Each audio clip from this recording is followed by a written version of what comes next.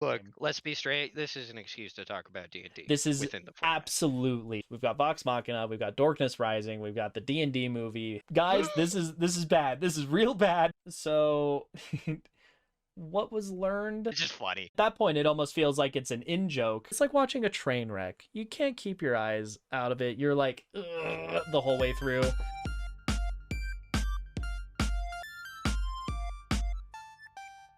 Welcome to Narratives and Nonsense. We are friends talking about random and recent stories, newsworthy or otherwise. I am Jordan. This here, my fine fellow. Who are you? What are you? Are you an enigma? Oh, there he goes. Oh, I casted invisibility. Is it 5E's invisibility or is it 3.5's? Or is it something else? Is it the Star Wars Saga Edition cloaking? I only know how 1 works, so I'm going to say 5e. Hey, I know 3.5, they don't have concentration. That well, would probably be better, but hey, that's very true. I forgot about that. Anyway, Connor, introduce yourself. I'm Connor. I do the thing. I play second fiddle around here. Like a god. I'm just gonna stare at you. Okay. Oh, I was hoping for onion rings. 5-string master. Yeah, well, you know what? I Some days it's not about the onion ring. I only live up to my expectations, not others. Thank you. So that's fair. And then where's that money, huh? This is what I need. One day, hopefully. People cry, tear. One day we'll be famous, right? That's how that works. Only the first if we just keep trying, eventually maybe. And then for I have so much expectation out of making money out of this. Yep.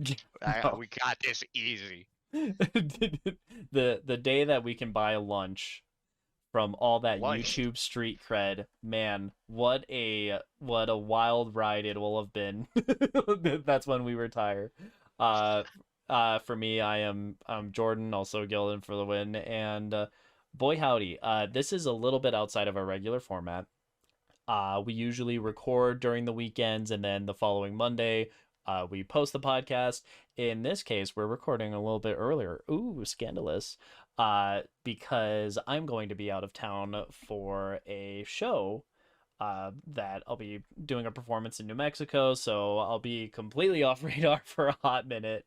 But that's my excuse, reason, problem for why I'm not able. So I've managed to rope Connor in, funnily enough, on a Monday to record for a following Monday. Yeah, I don't know. This next week will be interesting because we do have the show, but then I'll be doing Kingdom Hearts streaming when next I return. As of the time of this recording, the Sunday coming will be when we start Halo Infinite. I'm very excited for that. I've heard that it's really good, and then it goes more into story stuff, which is something that I've been looking forward to out of the Halo series, is more story. And then Tuesdays we do we get a bunch of us together, we play Pummel Party and the like, and then sometimes there's Knights of the Old Republic on Saturdays. That's kind of the coming week. We don't have any news to talk about because the news hasn't happened for this week. So, that would be next week tonight, which is much harder to do. Yeah, IRL timeline. If you want the chronology of it all, we're talking it a week in the future. And until such a day that time travel exists and is readily available, I don't know what to say other than, boy howdy, did the release of Kenobi go incredibly well. I enjoyed it quite a lot. It coming out on Friday, but we'll have seen it by the time this recording comes out, and I loved every aspect. I'm sure there's nothing that I hate out of it. And relevant meme from the series of Obi-Wan. A relevant meme. Insert here. There we go. Am I actually gonna edit that in? Maybe. Which funny prequel line will they say? Hello that I like.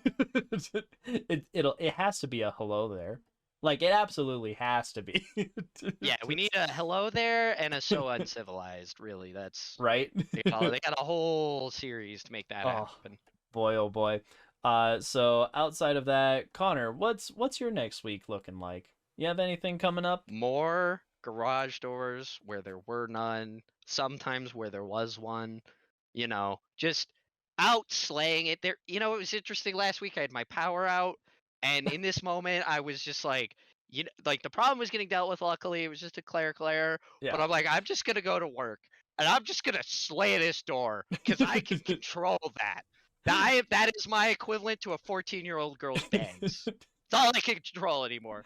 Like, No, this but is this is it. This is my my exertion on reality. make I'm this gonna happen cut my today. bangs. I'm gonna install this door. No one can stop me.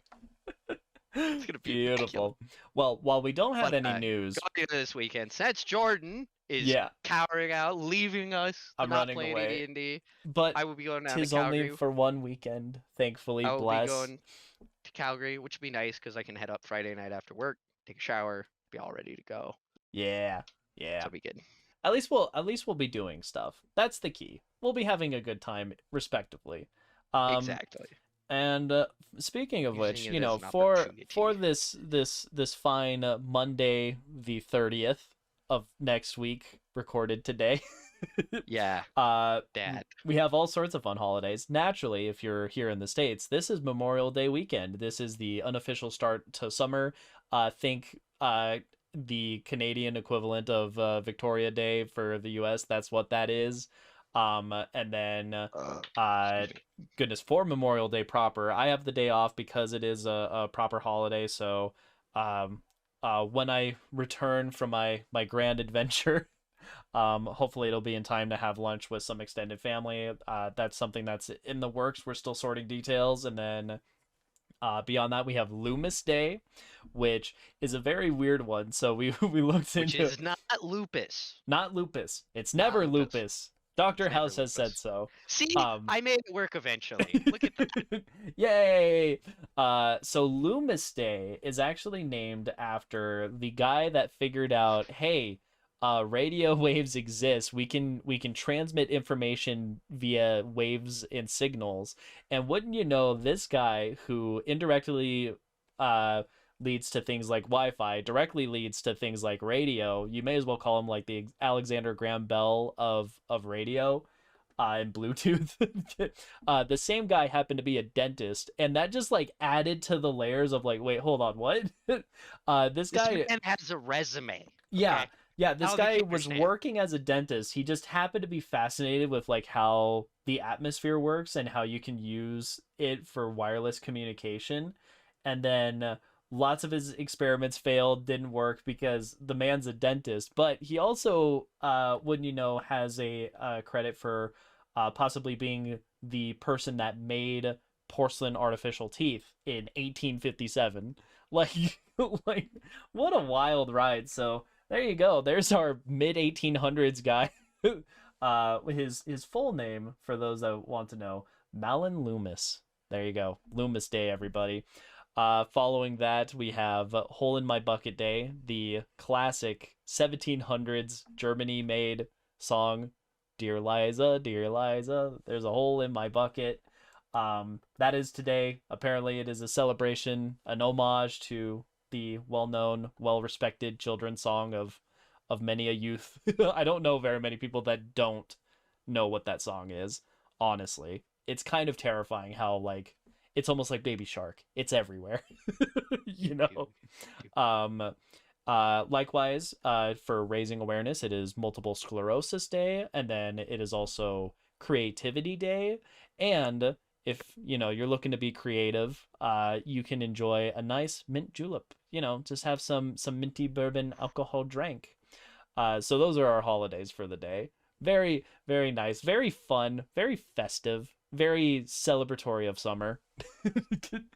And boy howdy, because we're a little bit out of format, this is something where usually how our podcast works is one of us finds a movie that either one of us hasn't seen, the other hasn't seen, or both of us haven't seen. In this case, we had some movies that we just wanted to talk about. we've both seen them before. We've both experienced the joy. But we wanted to dive into them and see like what worked, what didn't work, what's great, what we enjoy about them, what's like maybe even a guilty pleasure about some of the aspects of it.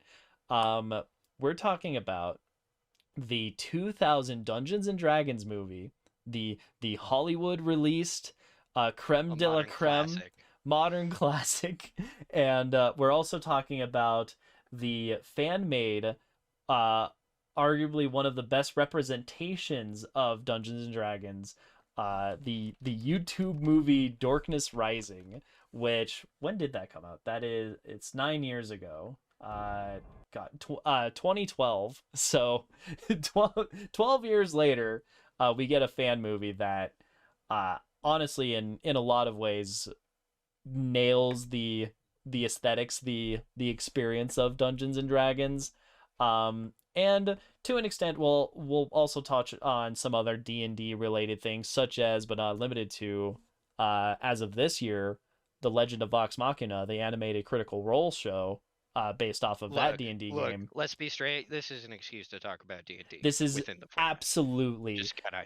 this, like, we've talked D&D, like we've made vague allusions and references. This is us going full ham.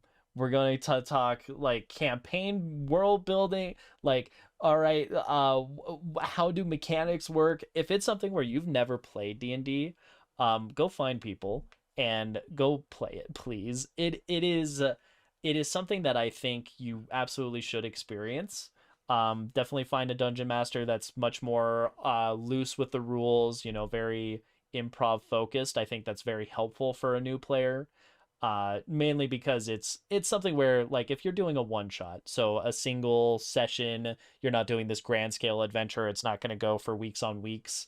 If you're doing a one shot, having the chance to explore the silliness, the randomness that can happen, uh I think that's something that's very, very useful for understanding, like, okay, here's the appeal of D&D. I like to think of it as D&D is improv, like full on, you're playing make believe as adults, but you're around a table and you happen to roll dice.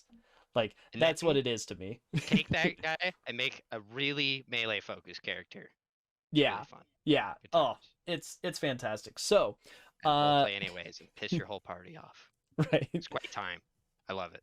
Cool. So, Connor, where do you want to start off? We've got Vox Machina, we've got Dorkness Rising, we've got the D&D movie. Hell, we could even go as far as like Harmon Quest or some other like communities episode of D&D or other things that exist out there.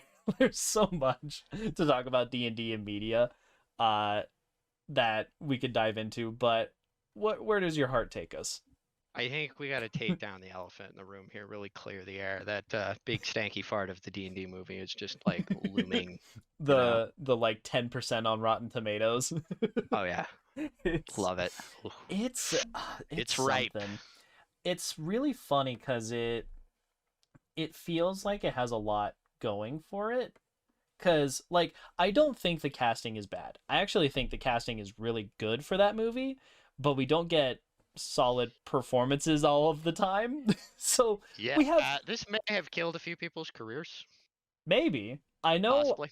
I know that Snail, I don't know the actor's name offhand, but I know he ends up going into all of like the scary movie, epic movie type genre movies. Yeah, I don't think Like, that's. Eh. it, I Like, I mean, like the initial scary movies, but like past that, I'm is it like, a is it a career killer? Is it a typecast? Is it a, okay, you're now cemented into this realm of like pseudo parody? Like, is yeah, that I'll ask D&D's you this: fault? would you rather be in Scary Movie 4 or Scream 4? Yeah. So that's an interesting thing that exists. Jeremy Irons is in this movie. Yeah, I would say that he's probably the most well-known person of this movie, given that this is the voice of Scar. Like, if you want to go for what is probably the most memorable role he has been in, he is the original 1990s cartoon Lion King Scar. And it's so funny where you come from Lion King's Scar for his performance, and it's such an iconic, very memorable, very evil and coy and playful. Like there's so many facets to his character in that. Like he really just crushes it in Lion King. And to an extent, he's kind of playing the same character in the D&D movie. And everything is just not quite like he's putting effort in. Like there I are think that's almost part of the expressions. problem. It's a little too animated. It's it goes too far into campy and straight into uh not even cheesy, because I do think Oh, there is a place for cheese. I think what it is goes okay? into You know that meme like of that from that one movie? It's like, I drink your milkshake. I I drink drink it up. it up. I Yeah, think yeah. that's a better With Daniel example of what Day-Lewis. he would. Yes, I think Yeah. that's a much better example of what he was going for. I think, Yeah. or the director was. Who knows? It's something where you get that level of commitment, that seriousness to the performance in a movie that almost doesn't feel like it's taking itself seriously unintentionally. Like it is trying to be serious but fails to do so. And then you just add in the what I would say is probably one of the best performances in the movie, but just weird in the context of the movie almost. It's such a weird It's one of those things where it's hard to take yourself not seriously and not like have everyone else just kind of take you also not so yeah. seriously. Yeah, It's a fine balance.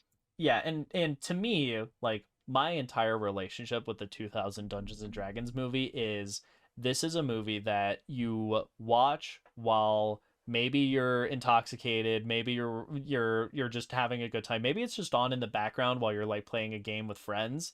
This is a movie that is it's not a so bad that it's good movie. It's a you said somebody described it as it's a good bad movie, and I really do agree with it. It's something where it's like, yeah, this is rough, but like there's something missing out of uh Well, and I would certainly all the say there's different a lot of scenes. or maybe I shouldn't say a lot of, there's a good handful of very standout moments that I actually think work really well. Yeah, yeah. So let's before we dive into like the spoilery parts, let's talk about the filmmaking for this movie, because it's in 2000. It's when I would say fantasy movies weren't taken all that seriously, Pre because LOTR, as you mentioned yeah, earlier. just before Lord of the Rings. And boy, I would love to imagine a Dungeons and Dragons movie that came out like 2 or 3 years after Lord of the Rings, In and seeing response, how that would have changed how it was made and how it was received. it Um, is crazy. They came out pretty close though too, it was which really is quite close. So fun. 2000 versus 2001, I think, is Fellowship of the Ring, and it's something Although where I reflected in life. yeah, yeah. And with the filmmaking in this movie, the it feels like it had such a grand scope. It had this big idea that it wanted to play with, where it's named They Dungeons and wanted Dragons. You dungeons are and going to get dragons and dragons, and you're going to get dungeons. You're going to get like do we all the have the CGI epicness. capability to pull it off? No, Eh, it's really rough. maybe. We're Not gonna even. try anyways. Oh yeah, they no punches pulled. They make the CGI, and I would say where the film gets it relatively right. I think that they use the CGI well for showing this world that is The static fantastical. elements, especially in like the scenery and like the architecture, I Yeah, think a lot of that works well. It's that when it looks really starts cool. being a life form that has to move around, you run into issues. Yeah, they have a like this is right at the opening of the movie. It's not much of a spoiler. They have a dragon that characters are talking, discussing about around. The dragon like starts to get loose, starts acting up, and they do like the rancor slam the door on the neck, the dragon dies thing, and it what is it? The Last Dragon exists, and I would say like when did that come out actually? I'm very curious to know how that 1985 or oh no, sorry, I'm looking at a different thing. Is What's that the one with what's Sean Connery yes, and Giant yes. Costume? The Sean Connery Yeah. Dragonheart. That's what it is. Dragonheart Yes. came out in '96, and the dragon in Dragonheart looks better than than all of the dragons in Dungeons and Dragons the movie. It's terrifying, just like how And just most scuffed of the CG in the general. CG. Yeah, yeah. Which I will say, in defense of Dragonheart, versus D&D, um, Dragonheart had the benefit of we're making a dragon. I am the last dragon. That is the dragon. They only had to But they focus on knew that they one could boy. pull that off. You know what I Yeah, mean? Like, you they have the embraced choice. that. Um, Yeah. and then Also, this they had is a lot more limited technology because I yeah, do think there's a pretty big gap between 96 and 2003. yeah, and it's something where you have the Last Dragon, and you have, let's compare it to another reptilian thing. The Jurassic Park movies happen in the same era leading up to the Dungeons and Dragons 2000 movie. Like you get the T Rex shot in the 90s. Like I will say too, there is a certain difficulty with dragons in general. Like they're very weird, like as far as their anatomy goes. So like yeah, the it's a little wings, bit easier with dragon. Well, like their proportions are kind of odd. It's like a whole thing, but either way, they're it's sleeker. it's They're slightly snakier. easier with dinosaurs because we have an actual skeleton. Yeah, Slightly, yeah. not that it isn't incredibly hard. No, and the level of effort that went into Jurassic Park and why it's such a like acclaimed film even today, like all of those visuals stand up, is because they're like, yes, we did make a lot of CG characters in this, but also think of how many freaking puppets there are in that movie too. Like there's so much that is a physical skeletal thing that would terrify people because it's physically there. Like there's the shot of like the T-Rex looking in the car window and then the eye dilating when the light shined into its eye. Like that's animatronic. That's not even CG. That's the kind of stuff where it's like, damn, they went next level with it. I would And also. yeah, Go ahead. Sorry. and with the D&D movie, they don't get that benefit probably for budgetary reasons. I imagine that is a big chunk of it. It was kind of trapped in a mini development hell for a very long time. So it's something where they end up using CGI as like the end all be all crutch for a lot of those shots without like course correcting Well, in a and I would way. say Yeah. a big part of it too, and like even if they did get the CG bang on, let's say Yeah. they did, Yeah.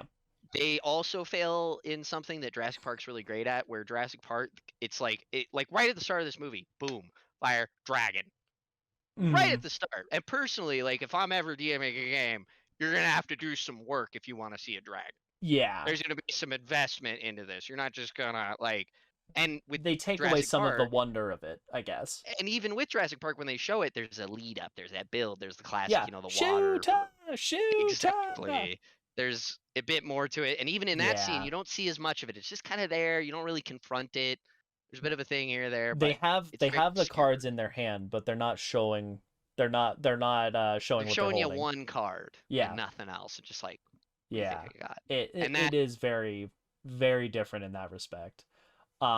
So that's some of that's the rant on the CGI in this movie. That I by do really itself. like the costuming as well.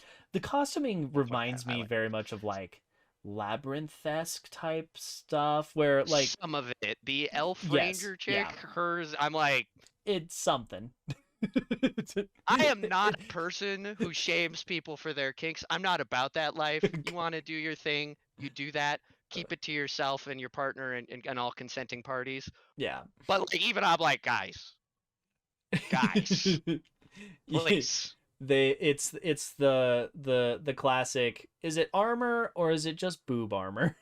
Like It's it's not one even of like those things. cool looking boob armor. It looks like a mannequin's chest like piece that got cut in half. Yeah, yeah, It's it's like, very oh weird. god. And I think the idea with it is they try to make it like this weird, like shimmery, like if you want to use Lord of the Rings as the example, like mithril-ish substance, and it just looks like a glittery mannequin strapped It to their torso. yeah, it just It's very weird. did The not work. costumes are very hit or miss. I will say, generally, the costumes are better than they are in Dorkness Rising, which makes sense because Dorkness Rising is a fan film. um I love the Dorkness Rising costumes. I think they fit the they still nail that's it. what I think of in like D&D. Like it's very Ren fair to me. Like I Yeah, don't know, yeah, I love yeah. that. With the D&D movie, it's like this weird blend of you get something like Labyrinth, you get what's another comparison? I would say things I would honestly say this is probably a large inspiration for how this movie came about. It's very mummy-esque in some of its respects, where you have like the heroes band together, they like stumble into each other's ways until they find that they need to go and get the thing to save the day kind of mentality. It's just instead of ending with like, no, the tomb, the treasure location, instead of that being like the end goal, the focus, that's a means to an end to this like grander scope political coup thing that's happening in the background. I would also And say that has similar problem to Mummy with the CG. yes, yeah, the CG has not aged well. I would say with the Mummy, it's aged a lot better. And that's saying something. Like, I still think the Scorpion King is worse than oh, anything in the Scorpion D&D King. movie. No, Yeah. I'm thinking of J- like the original Mummy, where like they have Yeah, like the big the like going to that they were a iconic lot shot of the smarter giant about it in that. sandstorm And I would say face. 2 is where it got bad. Like I think 1 Yeah. the CG was used pretty well. Yeah, they use it effectively because, like in Jurassic Park, they're like, we're only going to use it sparingly where we need it, and we're going to have it so it's like We're a gonna pick dimly good lit things that room, we can. Yeah, or it's going to be raining, or so on and so forth. Dungeons and Dragons, they don't do that. They're like, hey, look, there's like 80 dragons. Go. good luck Slight with that. spoiler for a movie that came out 22 years ago. Jesus. Um, so that's the filmmaking of the D&D movie. Let's transition to the filmmaking of Dorkness Rising, cuz it is a fan film. Like this is a passion project. You feel it from the get-go, and it's it's funny cuz like with it comes with its own caveats of you're much more forgiving of things like costuming, like they make fun of the costuming, I would say. Even like they use it for the comedy of what's being presented, and they That is one of the use, beauties of comedy too. You yeah, can, yeah, yeah. genre wise very different. D&D movie, there are elements of comedy like sprinkled in and about. It is very much like this action fantasy, very adventure movie. Darkness Rising, action comedy. I would say like borderline leaning into like Monty Python territory in some places, where it is quite nonsensical in a wonderful D&D I would way. very much say that Monty Python and a Holy Grail is a much more better and accurate portrayal of a D&D campaign than the D&D movie. Yeah, yeah, in a lot of ways, when you have Holy Grail as like one of those kings of comedies, like that is But it, that is the same level of silliness and player interaction that you could expect, where it's like like, answer me these questions three. uh I also love how they're kind of just like murder hobos. Like yeah, yeah, oh my gosh, yeah. Arthur just kills so many people, and then Lancelot just like leaves his buddy to die. Like Yeah, that's such a classic like shit PC thing to that's a do. D&D move in a nutshell. You walk in and you're like, oh god, I'm in way over my head. Well, I don't want to die. Bye. Yeah, Get and out of the here. DM's like, but you're a little guy, and you're like, fuck him. Yeah, yeah, it's so very silly. With Darkness Rising, in terms of the filmmaking, honestly, I I might even say that the CG used in Darkness Rising, which, they have the benefit of 12 years in between, I um mean, still, I would for argue that they being, definitely have a lot less of a budget oh for it. yeah, oh, without a doubt. Helps the accessibility definitely went up. Yeah, it's something where I feel the CG used in Darkness Rising is used more effectively than the CG in the D&D movie. I And think it's that's like a big thing about it. It's a solid movie on paper. It may not have had the best cameras, but they were used exceptionally well. It may not have had the yeah, best lighting, but it was done really well. Like it was written well. yeah. Like the execution is A there. lot of the favorable draw of Dorkness Rising is the writing and the script and the fact that they had fun with it and they embraced the comedic nature of D&D, and they still at its core they have both a D&D campaign story lore that's happening. There is very much a carry through in the plot of that story, but it's also affecting the players outside of the game, which I think the D&D movie, like it has some of those facets in it where you could see this being something a player character would do. Like the dwarf, every time his helmet gets knocked off, he rages. That's Yeah, like one of the small moments where it's like, yeah, yeah, that. like you were so close to gold. Yeah, if like we could do you're that with in that everybody, realm. it would be great. Mm-hmm. Mm-hmm. So, outside of that, the costumes are serviceable. In fact, they're part of the humor in Darkness Rising. Uh, I would the actually go so Yeah, far as to say, oh, what is her name? She plays. It's the girl. She plays the fighter with the spear. What sure. is her Yeah, name? Either way, I think yeah. her costume actually looks really cool. Yeah, honestly, Personally, I don't character know. names we're gonna have a hard time with because Yeah, sorry. because we have both, like, we have the actual characters and then we have multiple characters, and then the names are very fantastical weird in both cases for like in character versus out of character. We have a character that their whole thing is that they're I won't say that, actually, spoiler. It just there's a lot going around with it.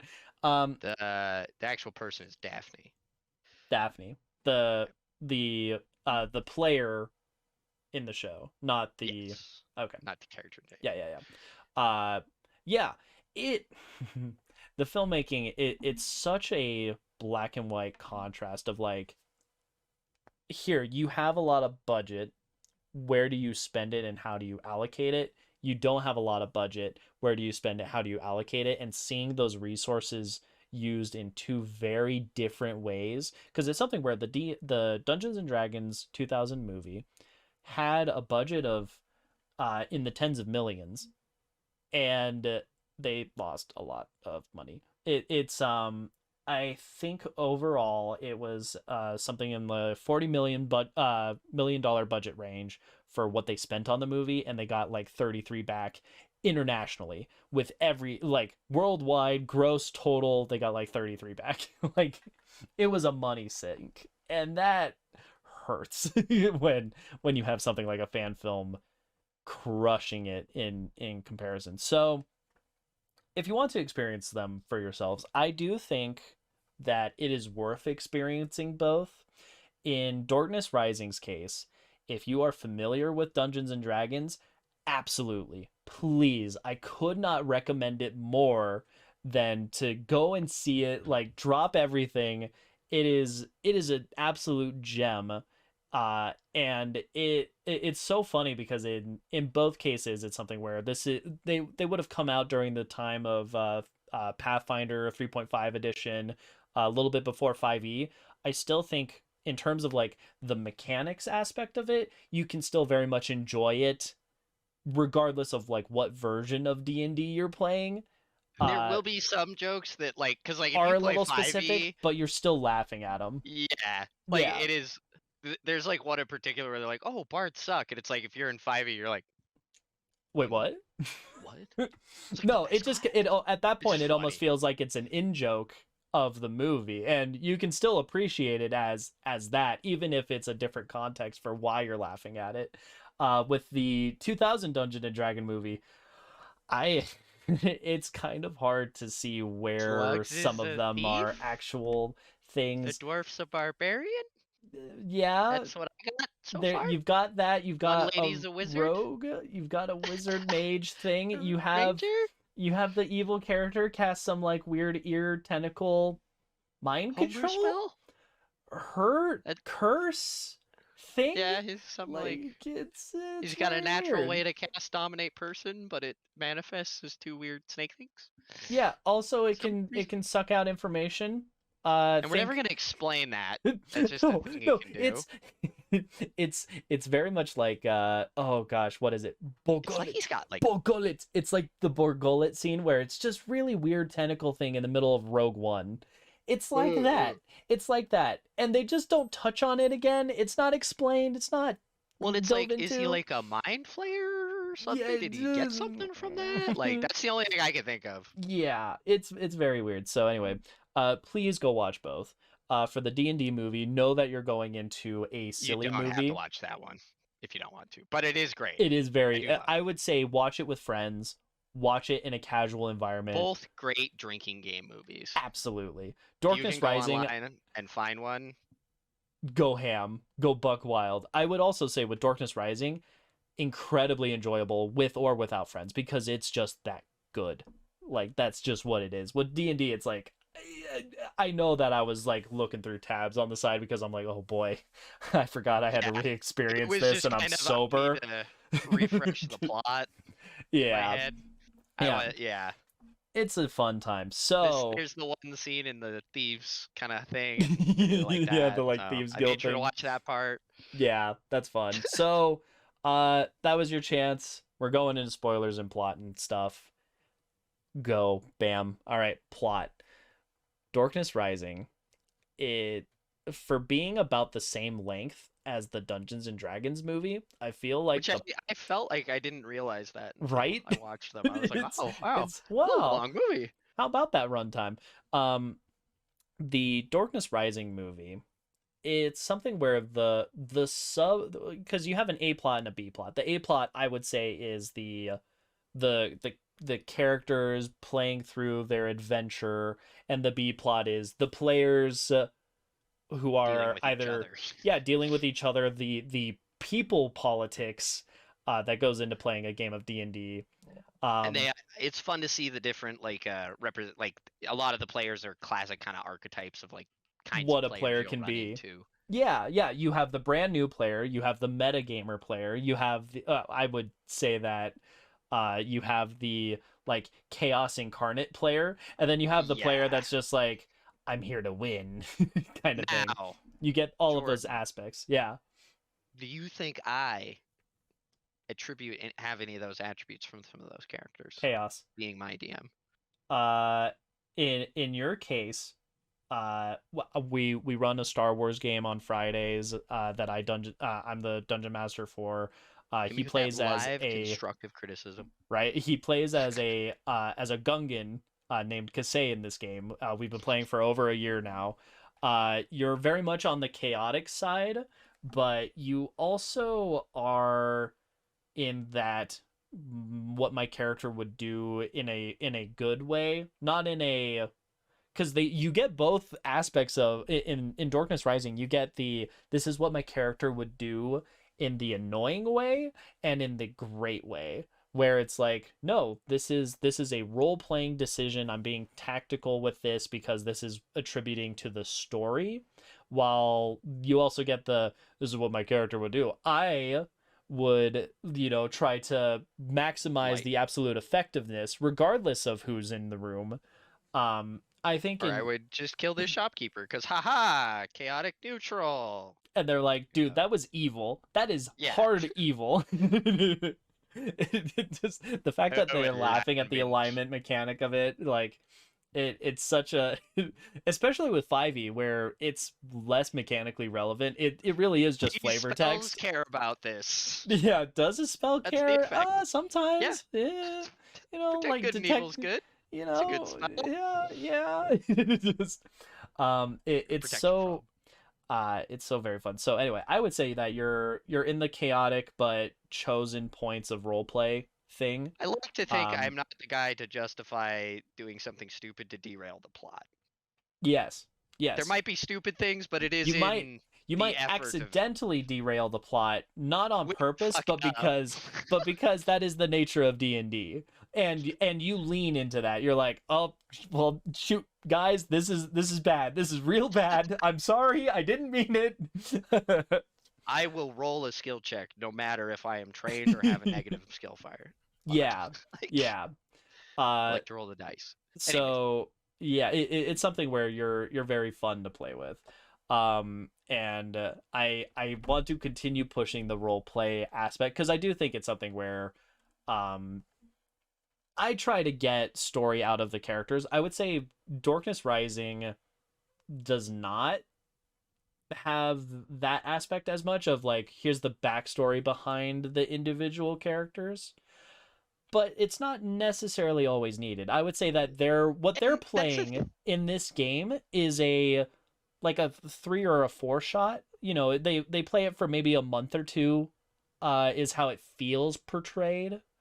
well, and sometimes like this is like a very stark because like sometimes I kind of like the idea of you kind of build these characters, but you don't maybe at the start have a whole lot of. I kind of like doing the 3 or 4 shot, and then it's like, okay, now let's start exploring these characters and maybe thinking about Yeah, backstories. yeah, That can definitely be a way of doing things if you want, or this is just how this group does their backstories and stuff. yeah, yeah. That's very fair. And given that in Darkness Rising we have a dungeon master, because what kind of dungeon master will always change what kind of game you're gonna play. The dungeon Like master Jordan was in saying, this, find the DM who will fudge your rules. I think there's a lot of fun yeah, in going and playing in adventure leagues, which is official play, and you're following the rules pretty much down to the letter, yeah, whatever yeah, you can get away rules with that. as written. And I'm a big on variance, right? So like I'm Yeah, always floating around, but Jordan's very much that social, like let's talk, let's role play, have fun, do cool stuff within reason. yeah. My philosophy as far as how I DM and how I like playing D&D is what the dungeon master in Darkness Rising says, and that is story trumps rules. And I'm like, yeah, I mean, yeah. If it's something where there's a moment for the rule of cool, we let it happen. Mechanically, is it perfectly sound? No. Maybe the mechanic doesn't even exist because the player's idea is so like, all right, you know what? Just give me a roll. We'll see how this goes. There's probably going to be like 5 more rolls because we're stumbling through this as we go. We're we're trying to quantify this in Yeah. some feasible way. Yeah, that's something where I very much fit into that spirit of DMing. The other thing is I will purposely change or alter the rules because I've been DMing for oh no. Um 7 or 8 years now, which is kind of terrifying to think about. I started in college. It's something where with the rule sets, I'm familiar with the rule sets that I play with enough that I'm like, okay, I've liked how this has worked. I kind of want more out of this. I want to change it or tweak it so it's a little bit more conducive to my style of role play where it's more hectic, it's more narrative. We try to like mix things as we go rather than having a turn order. Like I've completely dropped that from how I'm playing D&D and how I'm running D&D, and I've really liked that change. Just things like that. Those are things that I play with because I like leaning into the story aspect where something like Adventurers League is, I would say, a little bit more mechanically focused. You get more encouragement for like min-maxing in Adventurers League where it's like, yeah, this is my character. I'm going to grind for the next level of loot or experience and go to the next step in that league.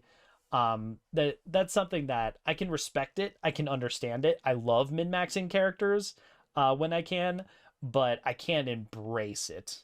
I'm But just the not on fun that part same is level. like Yeah. it's like anything, it's you the player.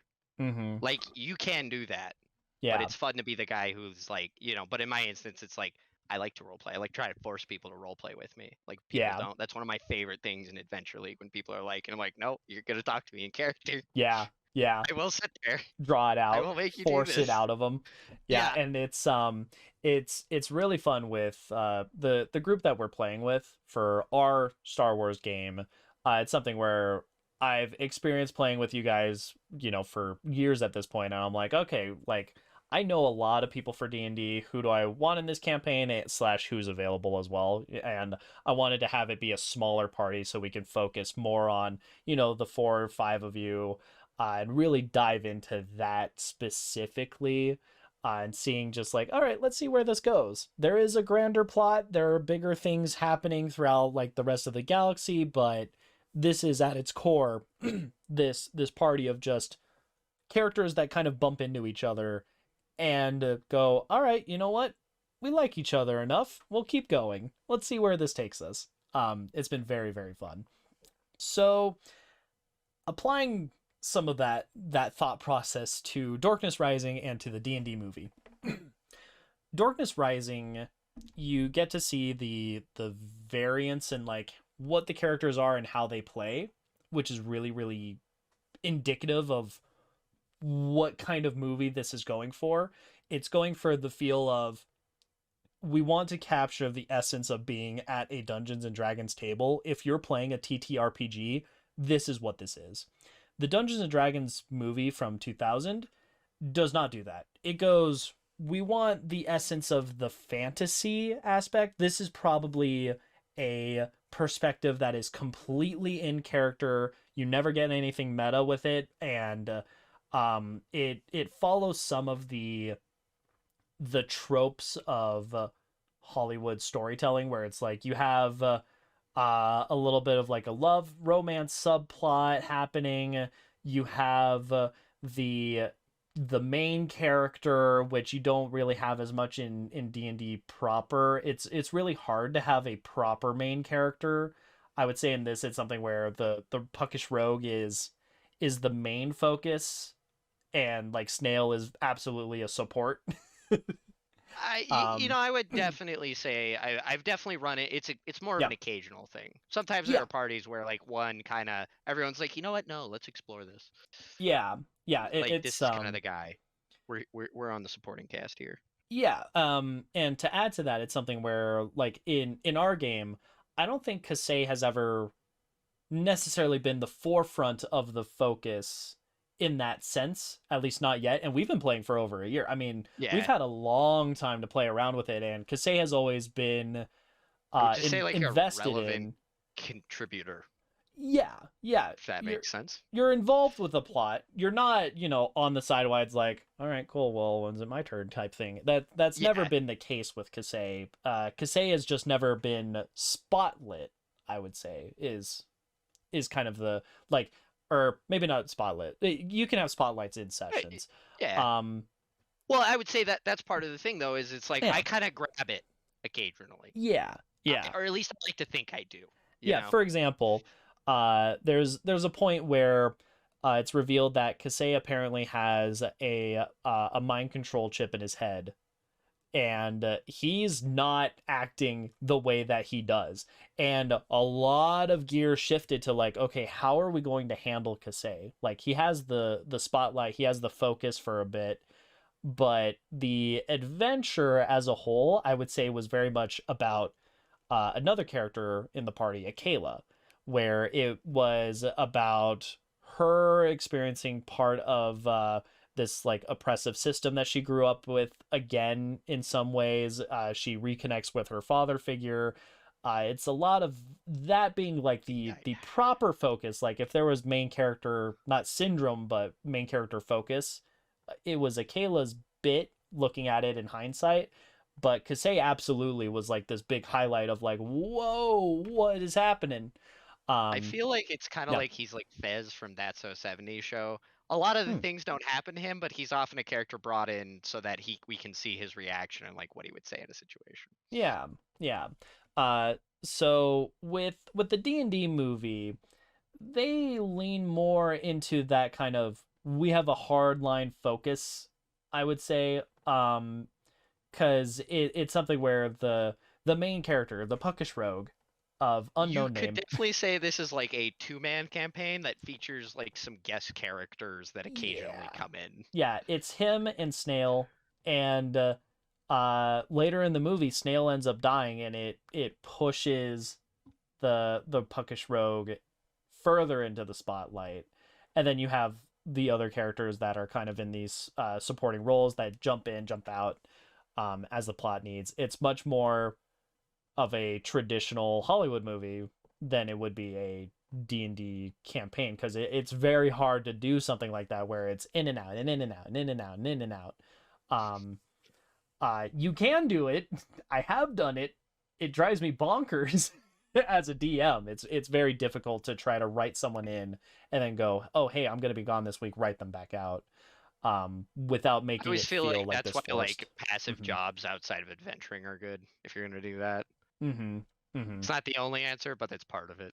Yeah, yeah, having Anyways, something that your character does. I shoot, if someone wants to I'm in that boat right shoot now. I'm around in there. a different D&D game with uh one of my players, John, runs a game. I'm playing with him and some of his friends from out of state, and my character like runs a business and does paperwork for that business. And so if I'm ever gone for a session, it's I'm gone doing paperwork. Like that's literally word for word what my character is doing, unless I'm like sneaking around doing some stuff in the background type of thing. Um, and yeah, it in terms of like how the plot is focused, it's very different. I would say that in Dorkness Rising, it is a much more party as a whole.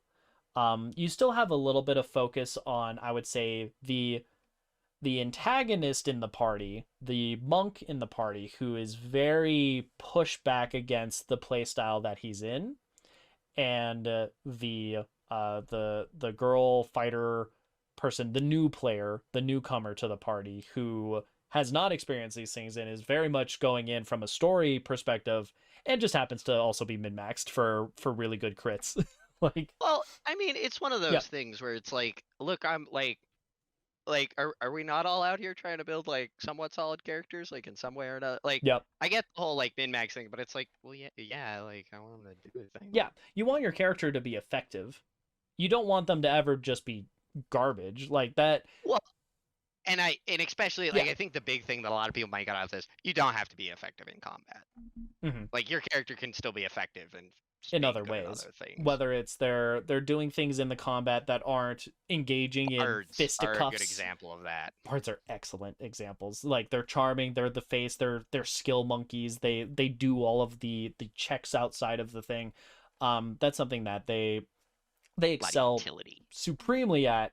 And honestly, this movie kind of makes fun of the fact that they're not great in the combat sense, because in this move in Dorkness Rising, you get this beautifully well done montage. It's so incredibly funny of the bard dying and then having a spare character sheet to replace his bard with a different bard, and then that bard dies, and it just one after another after another after another. And I don't want to give away the punchline at the end of this whole thing, but my god, it is a freaking genius move on behalf of the writers. Like, I will well say, done. I do think it's cool too, the difference between the min-maxing of like Hmm. the like main antagonist who plays the monk. Like Yeah, he's like, oh, you're a fighter. Like where's your battle axe and and yeah, he's very one-tracked in that like big numbers thing, whereas she goes for more of a crit build, which is still really good and viable, but it's like he just never thought of that really. Because a yeah, lot of people they find one thing and that's all they'll ever do. yeah. So it is kind of a cool way of like, look around. Showing the There's mix other of shit to do. perspectives. Yeah. Yeah. And Um, especially like a new person coming in and seeing something like that. It's kind of like, oh, yeah. So, really? Never thought. diving into the cast. So we have our bard, who this is the first time he's playing a bard, and he's just he's just getting slaughtered every minute of this this adventure It's in gonna be a Darkness couple Rising. editions before bards are like realized well. Yeah, yeah. So there's that character. We have the sorceress, who is played by a man who keeps forgetting that he is a woman, and they play into that so incredibly effectively because out of game, it's just this guy. We know it's the guy. In game, you can almost see every time that he forgets that he's a woman, because they switch who's playing the character, but they're still in the same dress. So you have the this blonde-haired woman who in character, like, being effective as that person, and then suddenly you'll just like look away for a second, you cut back, and now it's the guy playing that is the With player, the wig and the but with a outfit blonde on. wig on and the red dress, and just talking as is. And they make fun of it in the game as well, because it's something where it's like, uh hey, it's him talking to the other female character in the game, or the one woman out of the game. Hey, times are tough. You ever been with like a real man? And she goes, uh, I forget to, I need to remind you that you are a woman. And he goes, right. Pop, and then it just switches into the other person, and it's like, but still, do you want to? And then she's about to like break his arm in the game. Oh, it's so good.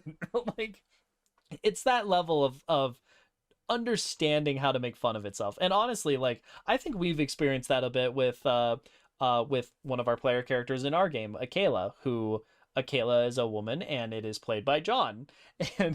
And John just like he uh it's really great for how he very much tries to utilize that in some respects, and play into kind of the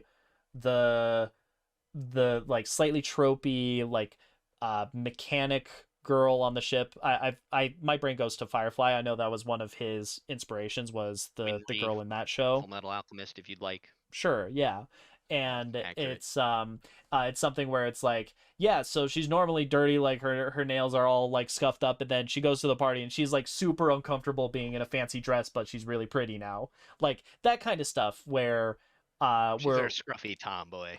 yeah, exactly. And that's something that we have in our game right now. Literally, like that. It's that kind of aspect of like, okay, we're playing with like what role you are in the game, what gender identity is it that you are versus your character is. So that's really entertaining and really Well, true and to I would form say John is much better as a male playing a female than than the our character in this. sorceress, Oh yeah, the which is a sorceress. It feels like it was kind of an off the cuff decision, and I think they play into that and even when he purposely. does play her as remember there's a female, he just like looks over the bars character like want to make out, and they're like, oh Yeah. dude, you got laid, and it's just like Yeah. Yeah, it's very fun. it's almost cringy, like in a good way, in a funny way, because they know what they're doing. Like they're Oh, absolutely making fun of that mentality. Um, and then goodness, it going over to the D&D movie, the characters in that are, I would, I borderline on saying just characterized tropes. It actually, it's something where like looking into some of the reception to the D&D movie, Snail has a little bit of criticism as being almost a black caricature rather than yeah. being his own character. And yeah, that I definitely see that it is a little bit more on that problematic end. Um, and Doesn't then, help. He's a thief with sticky fingers on top yep, of it all. yeah, exactly. Ah, It's like, just ooh, that's 2000 for you. yep. Eesh. But likewise, it's something where the characters Oh, are the very, sensitivity of a sledgehammer. yeah, and then the characters as a whole feel a little bit more on that tropey end. So we have our puckish rogue that has something about him. He's got Ooh, like some unknown quality that he ends and up, the main girl is like, "Oh, I don't like you," but you know she does because he's so puckish yeah, and cute. Like he's just, of course she would. yeah. Yeah, He's just playing. she ends up falling for him, and she's like, I'm the girl trying to prove myself in my field of work thing. You have the elf that exists. Like it's I just like, like her though because it's like she's yeah, too cool to care. She's just like that's kind of how I yeah, feel with Kisei. yeah. Sometimes I'm like, yeah, that's nice. The plot's happening over there, but I'm just here. I'm existing. You I'm just have here, the bro. like the royal. She is like the queen that's like, I'm gonna be the nice the nice royal person that makes everyone fair and equitable across the entire kingdom. And then you have I Jeremy feel like Irons. she tried to do the whole Queen Amidala thing, but it just came off as really bland. Yeah. Like as far Yeah. as like the portrayal, like she is always talking in a calm monotone manner. I'm just like, Yeah. I saw Phantom Menace. Thanks. Like, that's I what you're get it. doing here. Yeah. Um, and then you've got Jeremy Irons, I who guess that's D&D for you. I honestly would say Jeremy Irons is basically playing Scar again. Like he's planning a coup. He's got all these followers that are going to support him uh to do this whole coup thing, and he has minions that this would be the differentiator. He has minions that he's sending to go do his dirty work. Go acquire the magic thing so that I can conquer the kingdom. And weirdly enough, there's green fire involved again. Oh yeah. Like green fire. Oh yeah, Nice. and then there's the head goon who gets tentacle ears. Uh That is the guy who played the mummy from Mummy 2. Oh my So, god, it yeah, is. I believe so. Yeah. That sounds right. With his Papa Smurf That lipstick in this movie. it's very weird. Costuming is hit or miss in this movie. I think the outfits more often than not are good enough. Good enough. They're eye candy. Same A with the lot of armor is sets. a little chintzy in some spots. Yeah. Something that That'd I be the kind one. of wished out of this movie, going from that, going back to that filmmaking aspect, it's something where you see a lot of, these really cool, like, establishing shot things happening, where you have this big, like, scale CGI environment that we're like, ooh, eye candy. And then the sets don't feel like they're that. So a great example is you have this like wide shot which feels straight out of a D&D concept art piece, where you have like these like large like single almost hovering mountains that just have these really thin columns, and then there's this large chunk of land, and then civilizations kind of like scattered atop of it, towns, cities, whatever you want to say. And it feels extremely flavorful. Like that is something that is right out of D&D. And then they like do the zoom in and they get to the town, and it's just a marketplace. Yeah, like, it's just like a backlot like they never market, like play with that Renaissance market. aspect. Yeah, That's something that's disappointing. you I could think see the sets in A Knight's Tale. yeah. Yeah. And I think the only time that they really actually use the set and the establishing shot together is at the end of the movie, where Jeremy Irons gets nom-nommed by a dragon. Like like, oh, it just happens to be on a balcony. And that's the distinguishing quality with the The Thieves CGI, the rough Guild's a CGI really in the fun set. background. Huh? I like the Thieves Guild set a lot. That'd be one of the only other ones I get there. The dungeon's cool. Yeah. I enjoy that. The we have I a love how it's such an accurate like reflection of like D&D dungeons and like stuff. It's like yeah. who would ever have this? That But the worked out context pretty a lot well. better. And I think they did it. I think the way that they use the dungeon in this movie is very effective, The because fact that it was like a sorry, it's a go ahead. spectator sport It, gauntlet. it's Like, like Deadly Double Dare. yeah, yeah. It really is very cool how they use that, because it's kind of tough to be like, all right, let's go into a dungeon crawl in a movie. Like they use that, rather than that being like the entire focus of the game or the story, which I think Dorkness Rising's is. It's all right, you go into town, you find where the dungeon is, you go into the dungeon, you get the thing, you go Very back home. Munchkin. You kick in the Yeah, door, you say the thing, you get the treasure, reset. yeah. With the D&D movie, they're like, okay, well, we are playing this like weird politics game thing, and they're trying to get this treasure. We're going to make the obstacle to get the treasure this dungeon thing. Is it perfect? I would say no. It does feel like it is a little bit more fan servicey in some respects, but I do think it works well enough for what kind of story they were telling, because you get The the whole boiled thing does kind of essence. also revolve around a MacGuffin. But that's Yeah, pretty classic anyways. that's Not that like classic D&D D&D campaigns don't. and classic movies. It's the MacGuffin. Go get your Rise of Skywalker Sith dagger knife that will Which lead I'm you to the end. obviously not guilty of as a D&D. I'm not using MacGuffin right now. No. I'm trying to think if I have a MacGuffin in our campaign, or has there been a MacGuffin? There must have been a MacGuffin. A lot of the There's stuff that never you like a prime MacGuffin. Maybe there was a MacGuffin we needed for like a certain thing, but it wasn't like a overarching goal to get this MacGuffin, and that's what was going to save the world. It was yeah, just kind of a key to the next part of it, yeah, yeah. I would And say. honestly, it's something where I think a good chunk of how I avoid MacGuffins in D&D is I try to make it so that each of you can get to where you need to go individually of each other, if that makes sense. Hmm. Like you guys can, if the goal is blow up the base, I don't care how you blow it up, just so long as you blow it up. That's your goal. If you manage to do that, perfect.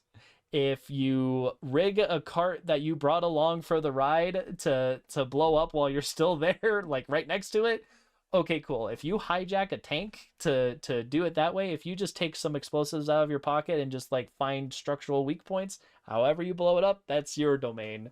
I just want you to try to blow it up. Like that's kind of how I approach making the adventures and the sessions. So I think that's something that almost by design it removes some of the MacGuffin elements, because the moment you have the one thing that would be the end all be all, that removes a big chunk. I think Well, there's and I would say yeah. like the upside to Jordan's campaign is like we were fighting this big rotating floating droid turret thing. And like Yeah. realistically, I don't know if we had what it took to really take that down if we were solidly mechanically playing through.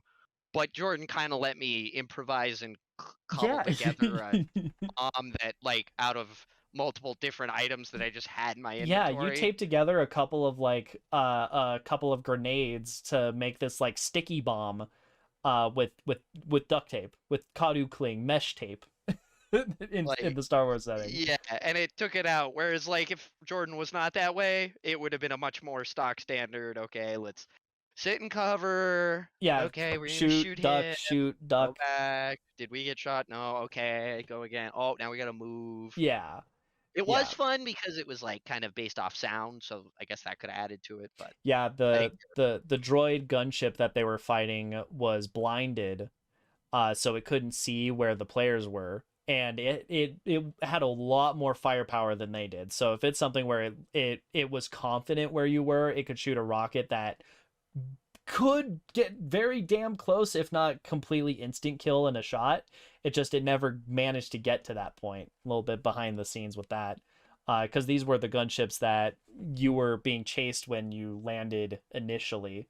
yeah, It's one of those, like it's meant to take down a ship freighter, much less an individual. Like they're dangerous. Yeah, it's something where I think it sure good D was. and D utilizes the fact that people can approach it different ways. And I actually think, going back to Dorkness Rising, that's kind of the lesson that the DM takes away is he wants to tell this one story, and the new players like, you don't trust your players to do what they do to get to where they need to go. And he's like, huh, interesting. Well, and um that was the thing is like, and then he almost kind of realized to an extent, like maybe he was pushing them in a way to be mhm. that way that they were, at least with the power gamer, especially with the monk. Yeah. Like, not that that was all his fault, but he could have been a slight contributing factor in that. Yeah, there's And a I think little bit that, of give and take between both the and that's power gamer important. and the DM. Yeah, as a DM is like that self-reflection, looking back, compromise. Because I will say, in the D&D 5e Dungeon Master's Handbook, it does say there are all kinds of players. It even mentions power players, and you should kind of build your sessions to help each of them and stand out in the way they want, right? And Yeah. that's kind of the way I look at it. Yeah, absolutely. And I think it's But something you work where, with me, I'll work with you. yeah, and I think we get that towards the end of Darkness Rising, because you do have this power gamer that's like, all right, you know what? I'll go along with what you're doing, or we're going to work around in a way that satisfies narratively what you're kind of looking for. So like they're going to torture somebody. They actively distract the paladin so that the paladin, who's morally good and just, is not there for the torture scene. Just stuff like that, where it's workarounds where the DM's actually allowing them to do this, rather than it like making it its own sub obstacle, this mini mission that they have to do for how they're going about it, rather than just a straightforward uh well, the paladin says no, so are you going to fight your fellow party member? And that's what it very quickly could have devolved to. It shows that there is a little bit of give and take, and at the end he the power gamer uses the guy's own words against him, where they come across the chest full of loot from their previous party, and he asks, "Are we allowed to use anything in this chest?" And he goes, "Yes, the DM allows the use for anything that's in that chest." And he goes, "Alrighty then." They go into the next room. He turns on a lightsaber. He's like, "You can't use a lightsaber." He's like, "It's in the chest. It was in the chest. It's what it is. Besides, it's not a lightsaber. It's like a magical enchanted light blade of blah, blah, blah, blah, blah. So it's not a lightsaber." And he's like, "You know what? Fine. You've got it. Well done." And then you just skip forward a little bit further in the fighting, and he's pulling out chainsaws. He's got like a thing of dynamite and a TNT. It really is just D&D at that point. That is how it be. Is you suddenly give them items that are either magical or just like real world tech things that you wouldn't see in medieval fantasy, and they just whip it out when you least expect it. And they're like, "All right, well, I did give you that. That's my bad." Like, it's very silly and very, very fun. Um, so that's the Dorkness Rising aspect. Now in terms of like the grander plot, to summarize, in Dorkness Rising, there's a cult with a mask. The players are going, or the player characters are going to try to get this mask, take it back to the town, save the day, get the loot, win the girl, kind of thing. Um, and when they return, they find out that the priest that like sent them on this mission wanted the mask so that he can use it to like force people to convert, because he'll start causing trouble, and so everyone will start praying to his god, kind of thing. And they're like, "Uh-oh." They win that fight, and then the new player in this group, she is granted a wish from the god proper, the deity that was overwatching this whole thing. In this process, the paladin has died, which is Yes, kind of the DMPC. yeah, the DM character that's been joining along, that's kind of been there for the story and to kind of push the players into like, "Hey, we need to like save the day," kind of thing. When she's granted this wish, everyone like that knows the game is just like, "Yo, yo, yo, you can do anything with a wish. You can become basically a god. You can be level 20 in all sorts of different characters. You can level 20 being the max level in D&D. You can like have all the gold. You can have a kingdom to yourself." And she goes, "I wish that the paladin comes back to life." And they're like, "Done." And the power gamer's like, "You wasted it on an NPC?" And he like completely storm rages out.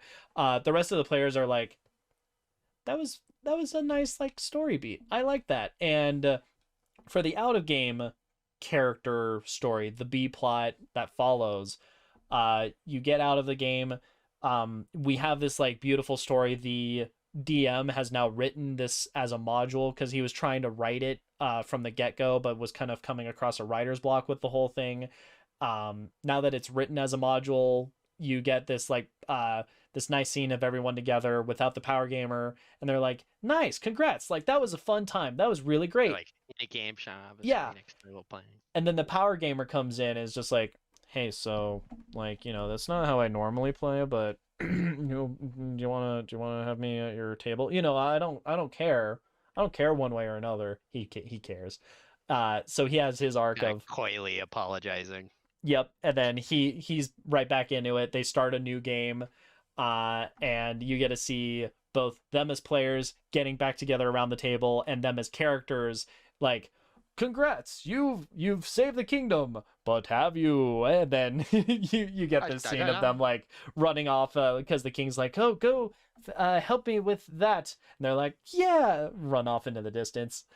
Very cheesy, but a nice bow at the end of the whole affair. And that's the Dorkness Rising plot in a nutshell. And the DM and the girl get together. Yeah, and there's a little bit of love subtext with the two of them as well. Uh, with the D&D movie from 2000, Jeremy Irons is planning a coup and how he's going, and this is what we start with, is he's going to conquer the kingdom. How is he going to conquer the kingdom? He's going to find a staff that controls red dragons, because that is the MacGuffin of the film. And he sends his henchmen to go do it, because the staff that Those he has does dragons. does not control the dragon he wants. He ends up killing the dragon because he couldn't control the dragon, and he's like, go get me that item. One, two, skip a few. We go to our two puckish rogues, as they're like, man, we're down on our luck, and the mages are like the upper class of this rough and tough fantasy setting. You know what we should do?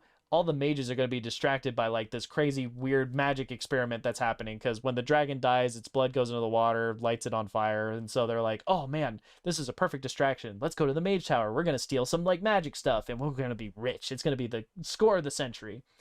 They go there. The female character, the mage apprentice, she is like mid studies and experiments and stuff. They end up hearing the two kind of break in. She catches them and is just like, what the hell do you think you're doing? You guys are idiots. Like only stupid people would try to steal from a mage tower. And you get a lot of really good bromance between the two rogues, because it's just on another level. The drinking game that we played years ago, when I first watched it, was anytime that there's a bromance moment, take a drink, and it was half the movie. I swear to God. It was so Jordan's funny. dead. We had such a good time. So they apparently have a scroll with information to, find the magic item, and The Jeremy treasure map, if Irons' you will. goon, the we'll call him the Darth Vader. The Darth Vader in It's like this movie, bald Darth Vader guy. Imagine like imagine the principal in Community, but like decked out with armor. with no helmet and and no blue lipstick. and no helmet, just weird bald man and blue lipstick.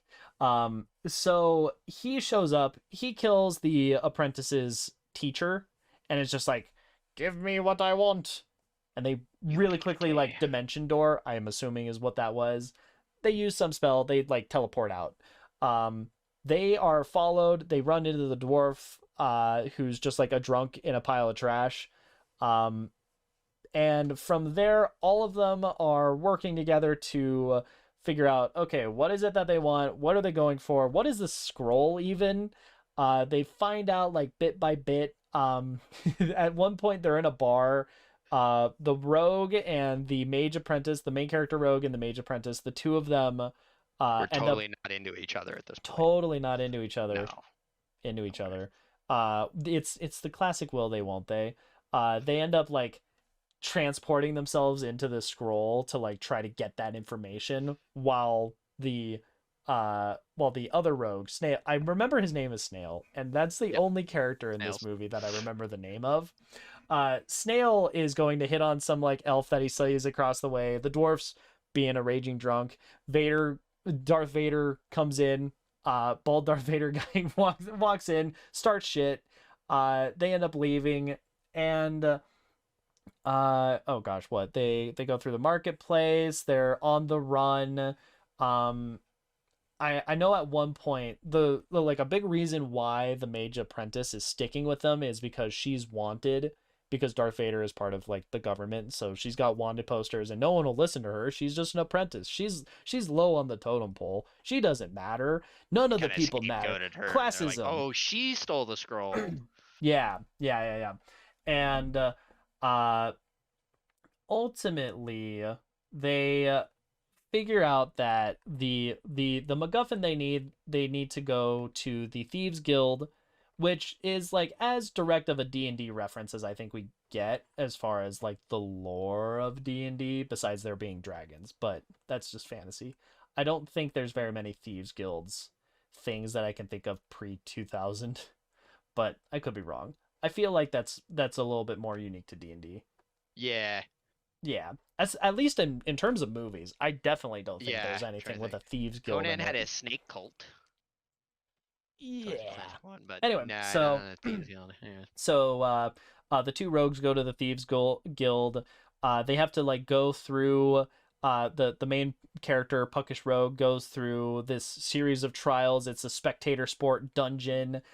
He wins, he gets the gem. uh the head of the thieves guild's like, all right, hand it over. And he's like, what? But honor amongst thieves. And he's like, pitch, what honor amongst thieves? Give me the, Uh, like, you Shut did the the fuck thing. up.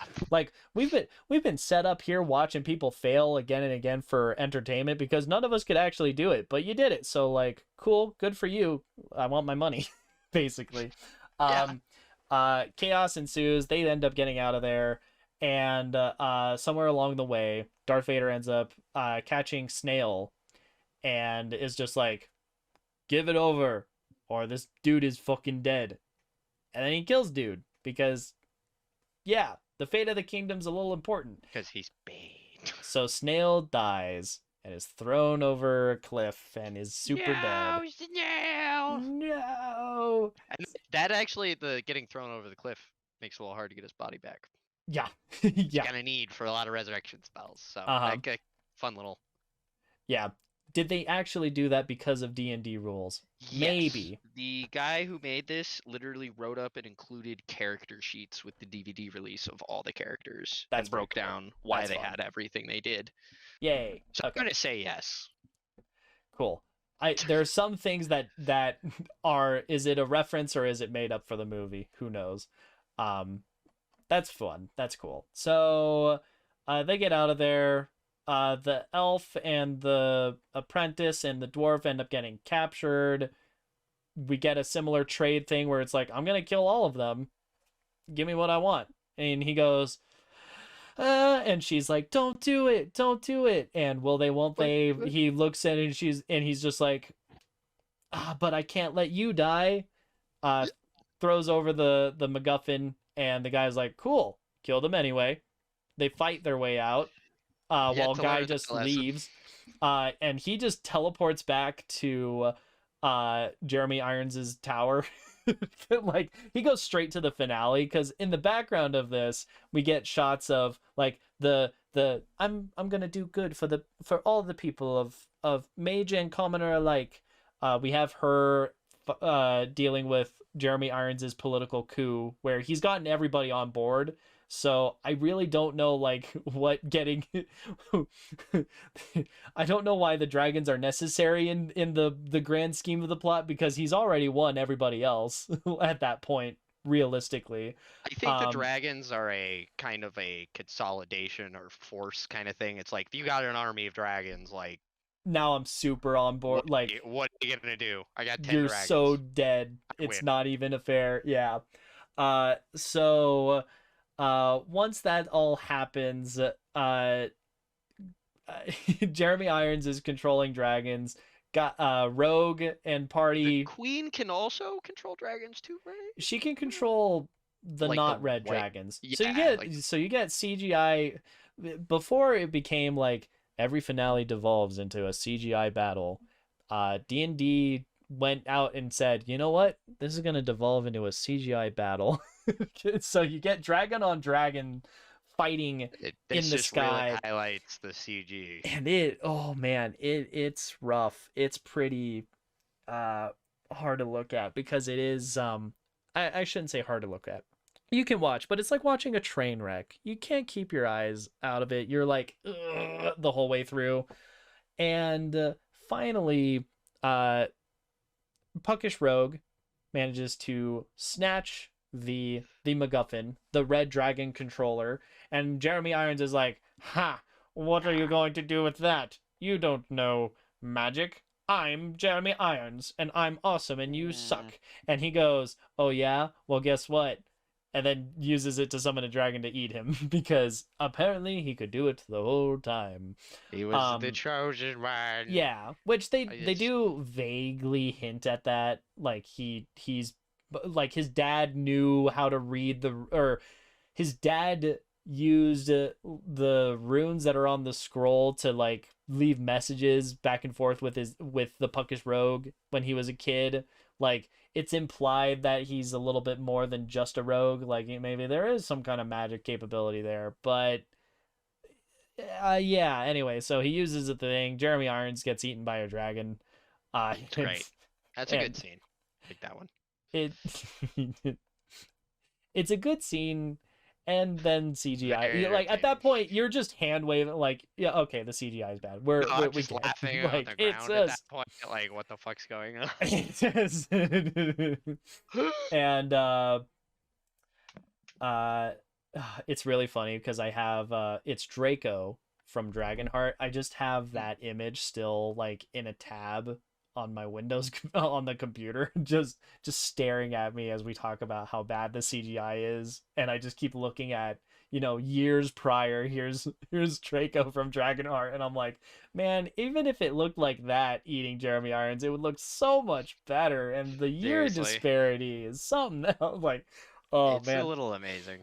Yeah, Can't so lie. uh so they win. They save the day. There's a big ruby in the MacGuffin that is magical that they got from the Thieves Guild. Anyway, he takes the ruby and he goes to Snail's grave and he's just like, "Damn, my bro, he's dead." He honestly He has was more dark. chemistry with Snail than he does the love interest in this movie. Oh, by far. Yeah. Snail was cheated. Snail was best Yeah. girl.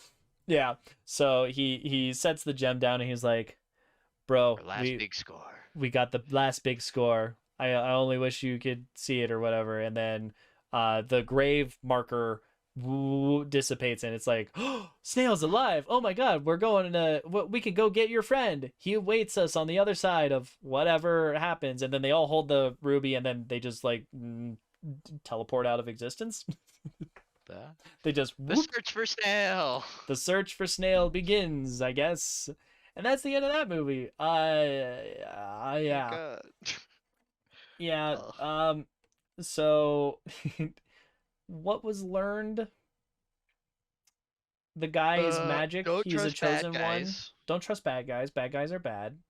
Yeah, Uh they will do bad things. Snail's cool. And I really yeah. don't think he needed to die. I don't think so either. Or I at think least they didn't do enough with it. Like, they I don't know. it's so late in the movie that it doesn't feel like a pushing force, cuz let's use if this is something where they're going very tropey hero's journey with it, let's compare it to Luke Skywalker in A New Hope. If Snail's dying is what kicks the puckish rogue into action, he should have died in the first act. He dies like Yeah, just before the finale almost. And because it even should have been more then, of like this is why this rogue actually needs to confront this problem and can't just slink yeah. off and let the world deal with it. It's like, oh, well, now he killed my friend. It's like that would have Yeah. been a better motivator early on for him to kind of stick with the party. Yeah. And honestly, it's something where like they mention his father. That could have been the character that dies, that like the puckish rogue is like, dude, we got to get in on this, and then Snail's just along for the ride. And then yeah, sure, if you want to have Snail die later, I guess as a double whammy or to like show the stakes before the finale, that's where that could have been better. But the way that it's put in the film, it honestly should have been earlier because of how it's treated and how momentary it is. Like it's Mm. something where it's just like, all right, he's dead. Oh no, finale. you know, it's something. Boy howdy. Outside of that though, how well does it encapsulate D&D? I think that the Dungeons and It Dragons movie shines has through its moments. occasionally. Yes. Like there's Yeah. always the dwarf is he's just kind of there and he hits stuff and screams a lot, but like Hmm. it is kind of fun because it's like he is a barbarian and it's kind of implied if you It's knock his very helmet character off, that's what tropey. comes That's in. his It rage. makes him rage, which is Um fun. Like that's a cool personal detail. Like stuff like that's cool yeah. in D&D. But that's not the lion's share of it. It's like a very exceptional thing about that's like the one interesting thing It's about his almost character. it's almost like an Easter egg hunt. You're looking for those moments where it's like, "Oh, is this a D&D thing? Oh, is this a D&D thing? Oh, look at that. That's a D&D thing." And it's like it's not a Not a core. satisfying one. There's very few. It's Yeah. like you're just like finally something, a little morsel. Yeah, yeah. Meanwhile, with Dorkness Rising, it is D&D to its core. It's latent It's so built D&D. into the concept of what it is, and I think if we were to go for like the D&D movie where the mechanics are like built into that story and you can see it all over the place, we go to something like Legend of Vox Machina. Light Very spoilers in much. that, but it's something where Legend of Vox Machina, you know, the animation that came out just this year, it's following Critical Role's D&D campaign pretty much like to the to beat parts of the arcs. Honestly, Um, is probably a really good way to get around having to watch all of the actual, hours and like, hours of hours and content. Like, hours. watching Vox Machina is probably your best bet of There's getting that story. there's the line in Stanley Parable for the loading screen, the end is never the end, is never the end, is never the end, is never the end. That's how I it wonder feels a if there little are, bit. like, Like synopsis videos on YouTube for that. I never really had to look into that. I Anyways, know at some point Critical there Role has to be some, themselves right? made like a crit roll summarized. So if you didn't watch the episode, you can watch a 40-minute version of the episode. Oh, even that though, like It's all of still season one, that's really like still a it's still so much shocking. content. It's a lot. And So like I watched all of Naruto. Like that's a lot of content. So like me of all yeah, people, like I should be, but even I'm like, it's a lot. it's dense. So it's something where Legend of Vox Machina is like the best distilled version of Critical Role, and if if it's if we're going from the idea of like how mechanically in tune with D&D is it, Vox Machina succeeds where the Dungeons and Dragons 2000 movie failed, because in the movie you're like hunting for it. With Vox Machina, you can watch this all happen and have no idea that it's a D&D mechanic and go, "Oh my god, that is that." like it's everywhere in that one. So, for instance, you know, one of the in jokes of the campaign and the show is that they're really terrible at getting through doors, and it's like, I'm gonna cast, you know, what if I heat the metal? That's a spell outright. They try to see if it's magical, you know, by detecting magic. The the rogue just walks up and just wins with a skill check, fails miserably later to great humorous effect. It's just stuff like that where it's just all of that kind of stuff happens in like 5 seconds, where it's okay, you have one, two, three, four, like five different mechanic things happening all at once, and it just plays in how the story's progressing. Like, damn, it is something else. Something that we were kind of saying is Vox Machina is somewhere like in the gradient scale between the D&D movie and Dorkness Rising for how close to D&D it is. We concluded it's a little bit closer to the D&D movie because it never becomes a meta narrative. Like all of the plot is very securely in the story of the show. I'd also say that the show gets the benefit of being slightly longer, because you know it's a show. You get multiple episodes. You have smaller arcs within episodes, that kind of thing. They get a season two, so they can tell more story later down the line. It Um, also does add plates though. Like you got more plates to kind of mm, balance. yeah, yeah. They do a lot of really good shuffling and still keeping things condensed. Because the campaign that is based off of is a 5+ year campaign that they were playing. I think 5 years streamed and then extra outside of that. Like there's a lot of content that they had to boil down to get it to where it is, and yet they still found the time to make it so all those mechanics are inherently there in the scenes.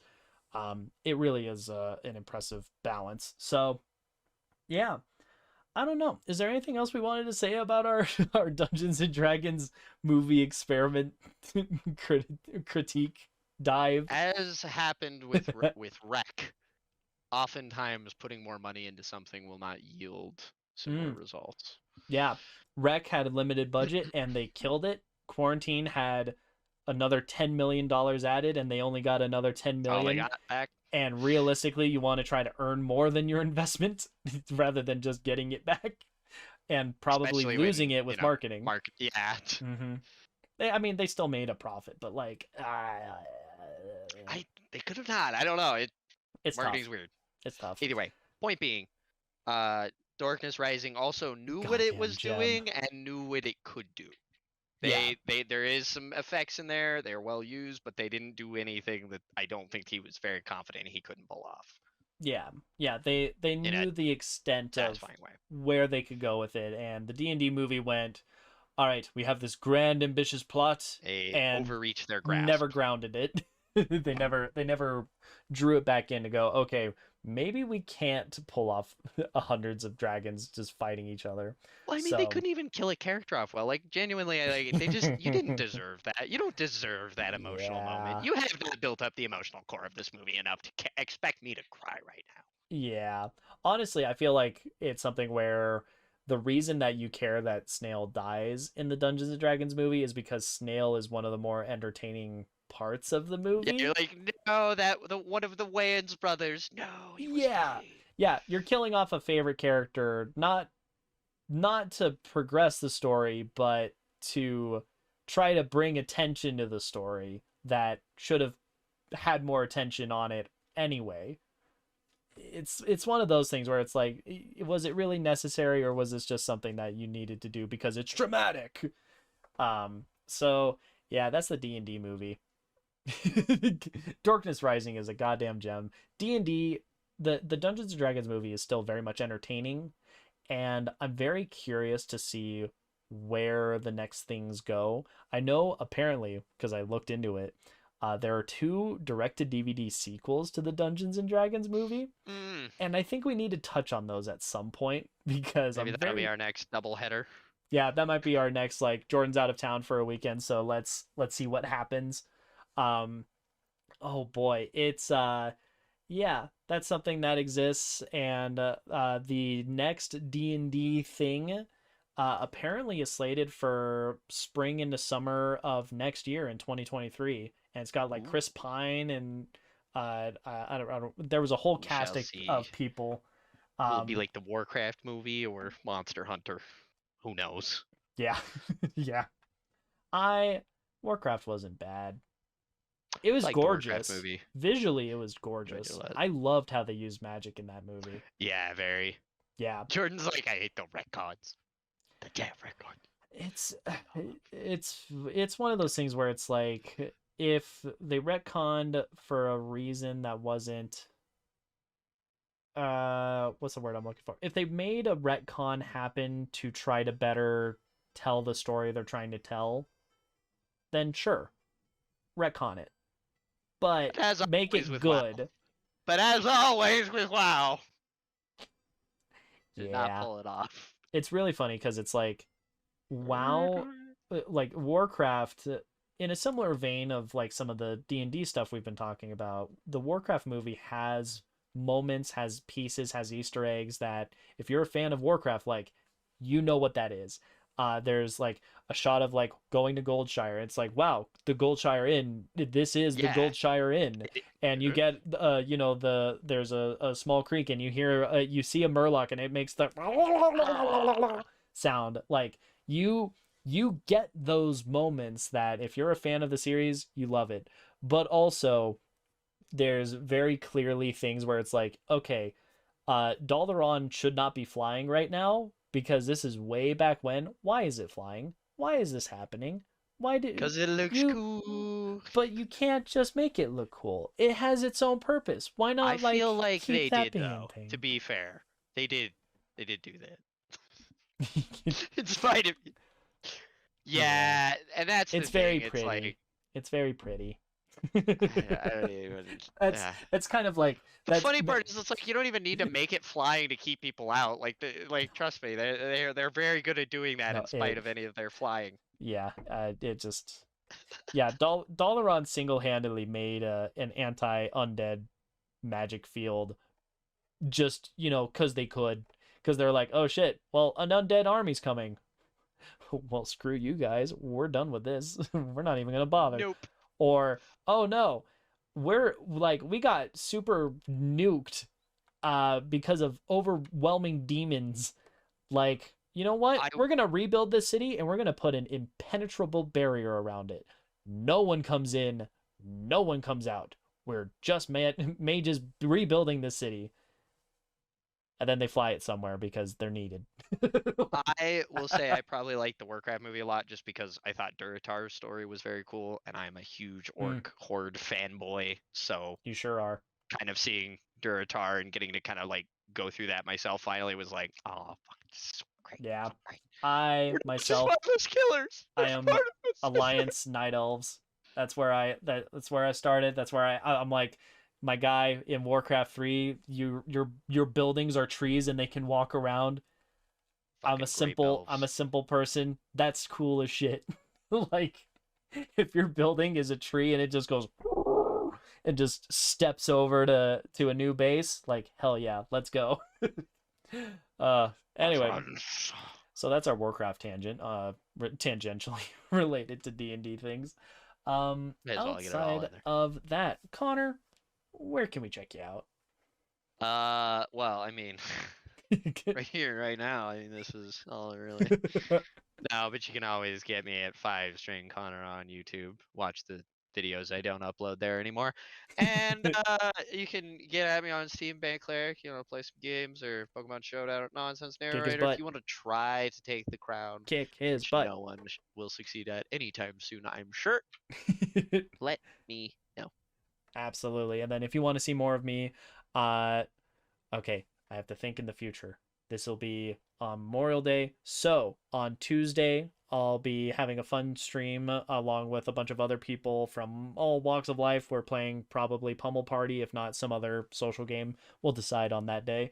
Wednesday evenings, that's Kingdom Hearts with my buddy John. We're going through Kingdom Hearts 2. We're going to be a little bit past some of the juicier bits where Kingdom Hearts gets real Kingdom Heartsy in that game. And then on Saturday, on occasion, I play Knights of the Old Republic midday, roughly, like mid-afternoon with my buddy Marcus. It's on his Twitch channel, Eldritch Bunch. And then back on my channel, Gillidan, for the win. That is what'll be linked in the doobly-doo. On Sundays, we play Halo. We'll be starting, as of the time of this release, this coming Sunday, we'll be starting Halo Infinite. We had a 2-week break between the previous week and the week prior. So Halo Infinite, that was the entire reason for the project of me experiencing the Halo games is, hey, Infinite's good and things are on PC. Let's see how it goes. So there you are. Outside of that, I hope you guys have a Jordan. Oh. It's a D&D episode. We gotta have a die roll. Oh, roll this die. Okay. If it's an at 20, 4 more hours of the podcast. All right.